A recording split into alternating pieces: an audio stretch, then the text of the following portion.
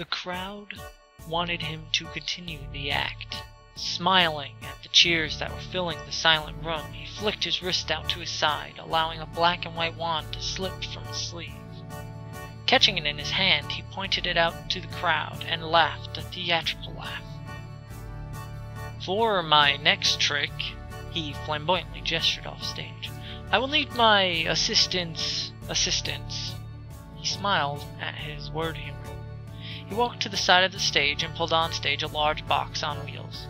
Decorated with gold, this box stood about half as tall as him.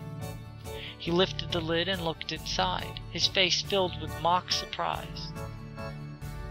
Oh dear. He gripped the box and tilted it so that the audience could see inside. Within the box lay a naked woman, her body relaxed and sleeping. Gravity pulled a strand of brown hair away from her face to reveal a large bruise across her forehead. It appears as though my assistant has decided to take a nap within this box.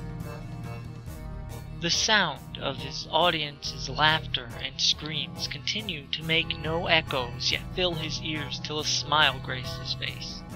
Over here, I have some rather sharp swords.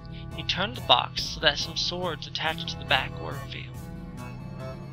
The crowd went wild when the swords were shown. He made a note of the family in the back, the father sitting next to a pregnant wife, while her children sat in the chairs just in front of them.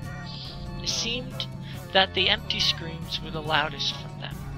They had been to almost every one of his shows, his most devoted fans. He lifted one of the swords from where it rested and used his other hand to close the lid. He smiled at the audience as he stabbed the sword in the side of the box. The sharpness of these blades is something to be marveled at. He shoved another blade into the box at a different angle. At one time, kings used these blades for battle against dragons and other creatures.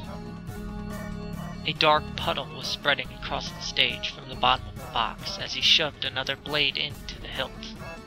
They came into my possession while I was traveling in India. With each thrust of a blade, the crowd's gasps filled his heart. The final blade met its target straight down.